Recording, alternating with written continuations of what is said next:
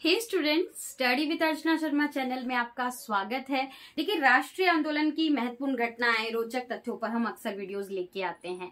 आज का वीडियो भी कुछ ऐसा ही है, गांधी जी के 3 बंदर। दरअसल इस कॉन्सेप्ट पे वीडियो बनाने का मन आया। क्लास में मैं राष्ट्रीय आंदोलन पे चर्चा कर रही थी। स्टूडेंट्स में से ही क्वेश्चन आया कि गांधी जी के 3 बंदर कहाँ से आए, क्या चौथा बंदर है? तो लगा इस पॉइंट पे एक वीडियो बनता है। चलिए शुरू करते हैं। सबसे पहले इन 3 बंदरों का परिचय प्राप्त कर लेते हैं। ये जो 3 बंदर हैं, जो गांधी जी के कहे जाते हैं, हालांकि ये गांधी जी के पास चीन से आए थे, उसकी स्टोरी मैं आगे सुनाऊंगी। तो जापान में इनके नाम हैं मिजारू, जो पहला बंदर है मिजारू बंदर। ये जनाब कहते हैं बुरा मत देखो। अगले का नाम है कीकाजारू और ये जनाब कहते हैं बुरा मत सुनो। तीसरे बंदर का नाम है इवाजारू और ये कहते हैं बुरा मत बोलो। चलिए, इनके नामों से हमारी पहचान हो चुकी है। अब हम इतिहास के पन्नों में देखते हैं कि ये कहां से अवधारणा आई है। दरअसल चीन के कन्फ्यूशियस दार्शनिक जो थे, उनके ये 3 बंदर माने जाते हैं।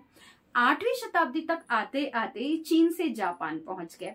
उस समय वहां शिंटो संप्रदाय था, जिसका बहुत बोलबाला था वहां पे।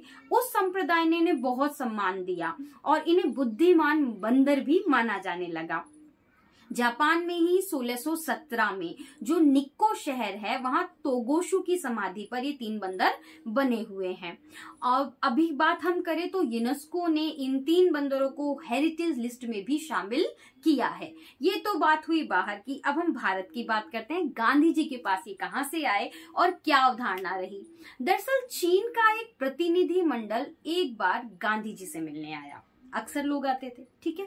उन्होंने गांधी जी को गिफ्ट में दिए ये 3 बंदर और कहा, ये खिलौनों से ज्यादा नहीं है, पर हमारे देश में ये बहुत मशहूर है और बहुत ही सम्माननीय है।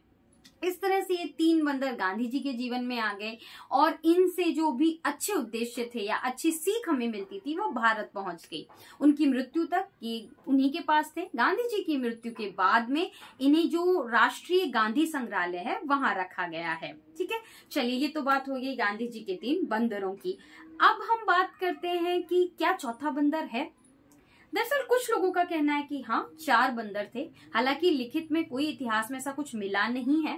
माना जाता है कि 4 बंदर थे। वर्तमान में लोग ये भी कहते हैं कि अब चौथे बंदर की प्रासंगिकता बन गई है, तो गांधी जी के चौथे बंदर को भी आना चाहिए। कुछ लोग इस चौथे बंदर को बुरा मत सोचो की तरह स्वीकार करते हैं। हालांकि जैसे स्वच्छ भारत अभियान है या कुछ मोबाइल के बारे में है, कई इनके बारे में भी कहा जाता है कि चौथा बंदर इस तरह से है कि जैसे खुले में शौच ना करो, या चौथा बंदर उस मोबाइल की तरह है जो ज्यादा देखा जाता है और वो गलत धारणा है कि मोबाइल से दूर रहना चाहिए, इस तरह से। हालांकि चौथा बंदर वर्तमान समय में बिल्कुल प्रासंगिक है और उससे हमें उद्देश्य यही होना चाहिए कि बुरा मत सोचो, क्योंकि हर चीज सोचने से, बुरे सोचने से ही शुरू होती है। चलिए, आज का कॉन्सेप्ट यही क्लियर होता है, गांधी जी के 3 बंदर। नेक्स्ट वीडियो में नेक्स्ट टॉपिक के साथ। बाय।